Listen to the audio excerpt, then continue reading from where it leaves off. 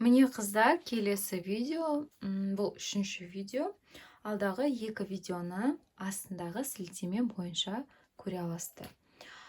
Бұл міне үш эго состояние. Үш эго состояние деген не? Жалпы транзактный анализ бойынша үш эго состояние ол не? Ребенок, взрослый, родитель. То есть мынандай. Детское эго-состояние, взрослое эго-состояние, родительское эго-состояние деп бөлінеді. Біз жалпы 95% түпкі санамен өмір сүреміз, қыздар. 95% түпкі сана деген осыны жазып алыңыздар. Міне 95% ол бұл білесіздер ма? Біз тіпті туылмай тұрып на клеточном уровне, то есть анамыздың құрсағында пайда болғаннан бастап біз есте сақтаймыз, біз естіп жатамыз. Біздің денеміз есінде сақтайды. На клеточном уровне біз анамыздың құрсағында пайда болғаннан бастап 95% бұл кәдімгі самолетта черный ящик деген бар, я? Черный ящик деген ол не? Ол самолет іске қосылғаннан бастап о жерде запись жүреді. Дәл сол сияқты бізде де запись жүреді, қыздар. Біздің миымызда, ойымызда болады негативный установкалар. Негативный установка деген не ол? Мысалы, менің өзімде болған негативный установкалар кішкентай кезімнен ер адамдарды ақымақ деп ойлап өскенмін негізінде. Өйткені көп еститім сол нәрселерді өзімнің қоршаған ортамнан. Сөйтіп мен әрқашан іште ер адамдарға деген бір былайша айтқанда неуважение, то есть сыйластықтың болмауы. Мектепте де сондай болатын. Біздің сыныптың ұлдары сабақ оқымайтын, мен ойлайтын бұлар ақымақ деп. Бірақ мен өте қатты қателесетінмін. Өйткені ер адам мейлі ол мектепте оқымаса да, ол жалпы оларда опыт көбірек. Біздікі теория болса, олардікі опыт. И мына 95% деген, қыздар, ол мен өзімнің негативный установкамды айтып тұрмын. Бұрынғы сіздердікі басқаша болуы мүмкін. Мысалы, байлар жаман, немесе үкімет жаман, тағы бір нәрсе деген сияқты, оның барлығы негативный установка. Шындығында біз ниетімізге қарай аламыз. Ары қарай кеттік. Бұл сол черный ящиктағы запись дедім, 95% біздің сол кезден бастап бізде запись жүреді миымызда. Анамыздың айтқан сөзі, мысалы, кейбір аналар өздерінің балаларына, мысалы, қыздарына өзінің ата-енесін жамандайтындар болады. Қыздарына әкесін жамандайтындар болады. Сол сияқты, міне, мына 95% бұның барлығына соның бәрі кіреді. Бұл 95%-те сіздің анаңыздың, әкеңіздің дауыстары жатады о жерде. Енді қараңыздар, 5% ол біздің саналылығымыз. Яғни мына 95% түпкі сана болса, 5% біздің саналылығымыз. Яғни саналық деген біздің мына взрослое эго-состояние. Взрослое эго-состояние деген ол бүгінгі сіздің осы сияқты психологиялық видеолар көріңіз, кітап оқуыңыз, қоршаған ортаңыздың жақсы болуы, иманды болуы, Аллаға жақын болуы, тәуекелшіл болу деген сияқты. Аллаға тәуекел етеді, мысалы, ондай адамдар білім алады, өздерімен әрқашан жұмыс істейді, әрқашан дамиды, өседі, білім алады. Бұл міне 5%.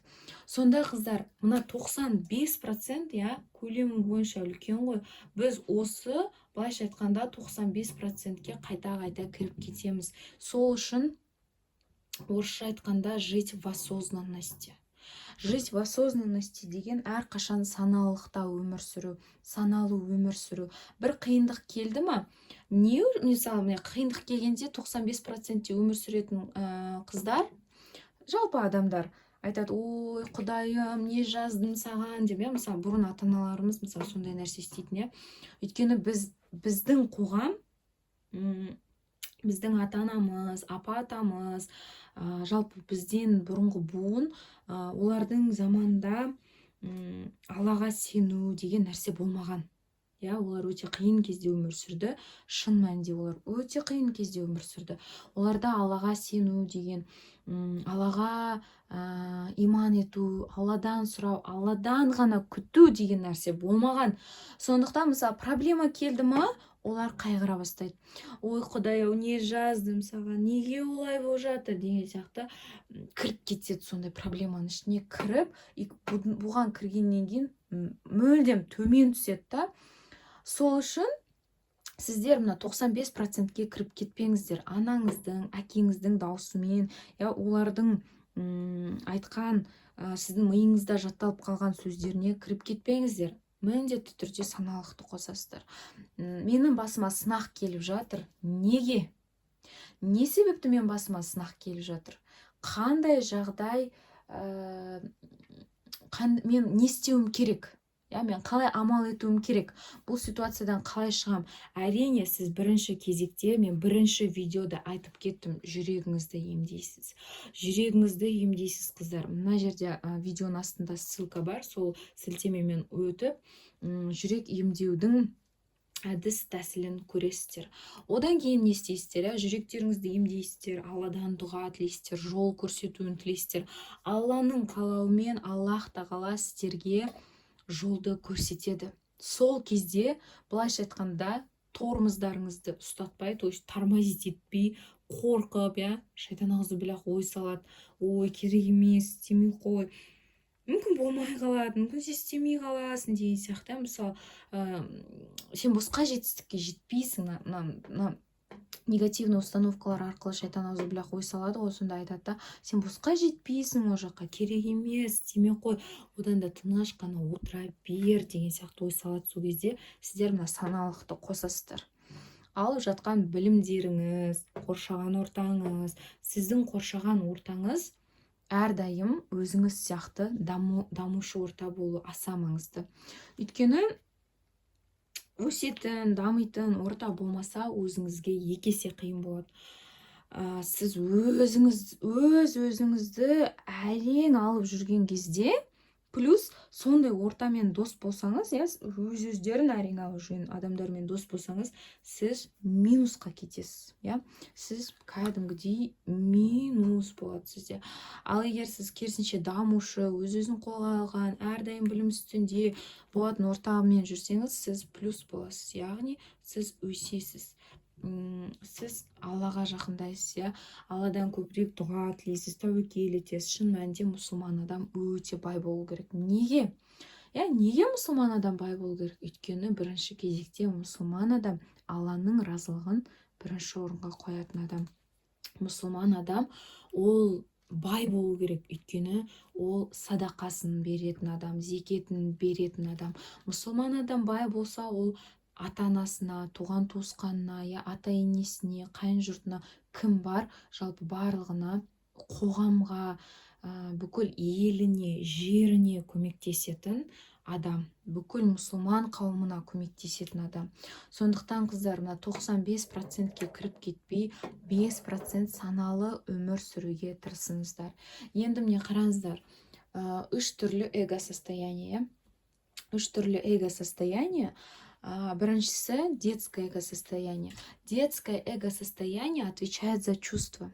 То есть за чувства деген біздің көңіл күйімізге тікелей жауап береді. Хочу деп тұр, мына жерде. Хочу деген мен қалаймын. Мысалы, бізде қалау деген ол балалық шағымыздан келе жатқан нәрсе, қалаймын. Мысалы, мен мынаны істегім келеді, өзіме мынандай киім алғым келеді, мысалы қызыл түсті киім алғым келеді, розовый, пинк, қызғылт түсті киім алғым келеді дейді. Бұл негізі детское эго-состояние. Қалау ол детское эго-состояние. Мысалы, тұрмысқа шығып кеткен қыздар айтады, мен анамды сағындым дейді, әкемді сағындым деген сияқты. Бұл біздің мына детское эго-состояниеміз. Енді родительское эго-состояние. Родительское эго-состояние деген ол біздің жалпы действие, то есть действие деген ол іс-әрекетіміз. Біз мына 95%-пен өмір сүргеннен кейін біз автоматты түрде ата-анамыздың істеген іс-әрекеттерін қайталаймыз. Мысалы, қыз-келіншектерде қалай болады? Күйеуге шыққаннан кейін, балалы болғаннан кейін вообще негізі кішкентай кезінде айтады да, мен анам сияқты мен ешқашан істемеймін дейді. Мысалы мектеп кезінде жаңағы подростковый возраст деген бар, сол кезінде айтады, мен ешқашан анам сияқты істемеймін, ешқашан әкем сияқты істемеймін дейді. Мысалы әпкем сияқты немесе ағам сияқты істемеймін дейді да, бірақ өскенде ол соны қайталайды. Неге? Өйткені мына 95% оның миында тұр. Сол үшін ол ата-анасының іс-әрекетін қайталайды. Ол ойлайды, мен ата-анам негізі түбінде дұрыс істепті ғой деген сияқты. Немесе мысалы 95% негативный установкамен өсіреді ол баланы. Айтады, еркектердің бәрі осындай, олар деген бір нәрсені ғана ойлайды, олар жаман деген сияқты сөйтіп өсіреді ғой. Мысалы әркімде өзінің негативный установкасы әртүрлі. Сол кезде мына бала жаңағындай өскен кезде күйеуімен сондай жағдайлар болған кезде ойлайды, менің анам дұрыс айтыпты ғой, и точно мен анам дұрыс айтыпты, мен мысалы тура басыма осы келді, анам қалай дұрыс айтқан деген сияқты анасының мына 95% миына құйып тастағаны оның алдағы өмірінде шығып жатады. Енді взрослый деген, мысалы көріп тұрсыздар, міне взрослый тура ортасында бұл 5% біздің айттым жаңа әрдайым дамуымыз, әрдайым оқуымыз, білім алуымыз. Мысалы Бауыржан Момышұлының өте керемет сөзі бар, тұрған су сасиды, ойламаған ми сасиды деген, сондай керемет сөзі бар. Сонда қыздар, қараңыздар, сіздер былай өспесеңіздер, плюс болмасаңыздар, сіздер дамымасаңыздар, білім алмасаңыздар, оқымасаңыздар, тоқымасаңыздар, сіздер минус боласыздар. Бір орында тұру деген жоқ. Мысалы, міне сіз адамсыз, мына сіз адамсыз, например, сіз бір орында тұру деген жоқ. Жай бір орында тұру деген жоқ. Сіз либо білім алып былай қарай өсесіз, либо сіз білім алмай төмен минусқа кетесіз, қыздар. Это минус, это плюс. И знаете, вот быть вертикальный, то есть жоғары қарай шығу деген, ол білім алу, өсу, бұл жерде, қыздар, Аллаға жақын болу. Аллаға жақын болады, немесе ол адам спад, төмен кетеді, яғни минус. Жаңағыдай өз-өзін таппау, өз-өзін жоғалту, сүйіктісімен айналыспау, кредитке кіру, рассрочкаға алу деген сияқты, ол либо төмен кетеді, либо жоғары шығады. Ладно, хорошо, сіз рассрочка алдыңыз, кредит алдыңыз, сіз қазір минуста тұрсыз. Қалай сіз плюсқа шығасыз, білім аласыз, дамисыз. Мен бұл ситуациядан қалай шыға аламын деген нақты план құрасыз. Мысалы, мен осы қиындықтан шығу үшін менің қолымнан не келеді, мен не істей аламын деген сияқты сұрақтарға жауап іздейсіз. Сөйтіп солай қарай әрекетін жасайсыз. Әрекетке берекет, яғни әрбір амалға Алла нәтижесін өзі береді. Сондықтан барынша қолыңыздан келгенше амалыңызды жасап, нәтижесін Аллаға тапсырасыз.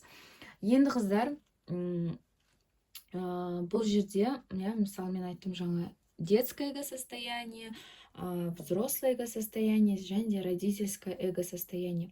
Родительское эго-состояние, мне қараңыздар, біздің ата-анамыздың өзі екі түрлі болады, кейбір балаларда критический родитель, кейбіреулерде заботливый родитель. Мне заботливый родитель деген мынау, әрқашан баланы қолдайтын, әрқашан балаға сенім артатын, әрқашан балаға жақсы сөз айтатын, баланы дамытатын, өсіретін. Бұл әрине біздің Қазақстанда өте аз. Егер сіз сондай отбасыдан болсаңыз, мысалы жаңағыдай критический родитель, бізде критический родитель көбірек, критика айтады балаға, баланы түсінбейді. Неге? Өйткені біздің ата-анамыз олай білім алмаған. Қалай балаға ата-ана болу керек деген сияқты білім алмаған. Өйткені біздің ата-анамыздың өзі қиын кезде өмір сүрген. Өйткені олардың ата-анасы қиын кезде өмір сүрген деген сияқты. Біздің апа-атамыздың ата-анасы қиын кезде өмір сүрген. Соғыс жылды, мысалы сондай жоқшылық кез, ашаршылық, біздің жалпы ата-бабамыз өте қиын өмірлік кезеңдерден өткен. Сондықтан көбінесе мына критический родитель деп тұр ғой, міне КР деп тұр, критический родитель 85% ата-ана бізде бізде 85% ата-ана критический родитель. То есть ойлаңызшы 85%. Қаншама көп ол. И заботливый родитель деген ол 15%. Көріп тұрсыз ғой разницасын, иә? Мына критический родительдан қандай бала өсіп шығады? Адаптивное дитя. Заботливый родительдан свободное дитя. Свободное дитя деген кім? Я ата-анасы қолдайтын, қорғайтын, әрқашан қалауын істейтін, балаға жақсы сөз айтатын, махаббатын аямай төгіп беретін ата-анада свободное дитя болады. Свободное дитя деген ол былайша айтқанда өз қалауын оңай жасайтын, я басында негативный установкасы аз, сондай болады. Енді қараңыз, сіз айтасыз, мысалы, айтуыңыз мүмкін, мен өз қалауымды істемейтін, басқаларға удобный бала болып өстім, я адаптивный дитямын. Мен қалай енді свободный дитя болып, қалай мен бақытты взрослый бола аламын деген сұрақтар болуы мүмкін сіздерде, я. Ол үшін сіздер не істейсіздер? Ол үшін әрине сіздер мына бір орында тұрмайсыздар, жоғары шығасыздар. Егер адам баласы Алламен байланысы болмаса, жүрегі емделмесе, жаңа бірінші видеода мен айттым, мына жүректі, я, сіздің жүрегіңіз осындай қарайып кеткен, қатайып кеткен, сондай Аллаға деген махаббаты жоқ, осындай қап-қара жүрек болса, сіз бақытты бола алмайсыз. Сондықтан бұл жерде өте маңызды нәрсе, өте маңызды ақпарат сіздер үшін, ол міндетті түрде өз-өздеріңізбен жұмыс жасау. Бастапқы уақытта адам баласы өзімен жұмыс жасаған кезде өте қиын болады. Өте қиын болады. Провокаторлар болады, я, мысалы, жолдасыңыз болса, жолдасыңыз сізді қолдамайды, сондай моменттер болуы мүмкін. Сізді мысқылдап күлуі мүмкін, мысалы, бір өзіңіздің сүйіктісіңізбен айналысайын деп жатсаңыз, бір нәрсе істейін десеңіз, қолдамауы мүмкін, естімеуі мүмкін, оның барлығы нормально. Это все, наоборот, хорошо. Это ваш рост. Сіздер, значит, өсіп жатсыздар, соны түсіну керек. Және демейсіздер, айтайын, қолдауды, я, сыйлықты, жалпы жақсылықтың бәрін Алладан ғана күтіңіздер. Алланың 99 көркем есімі бар. Сол көркем есімдерімен дұға жасаңыздар. Иншалла дұғаларыңыз қабыл болады. Сіздермен бірге болған Нұрбибі Серікқызы. Каналыма тіркеліп, лайк басып, және де комментарий жазуды ұмытпаңыздар, қыздар. Тағы да қандай тақырыптарды менен естігілеріңіз келеді, міндетті түрде лайк басып, подписка жасап, комментарийге жазыңыздар. Сол комментарийге қарай алдағы уақытта психологиялық сабақтар түсіретін боламын, иншалла. Ассаламу алейкум.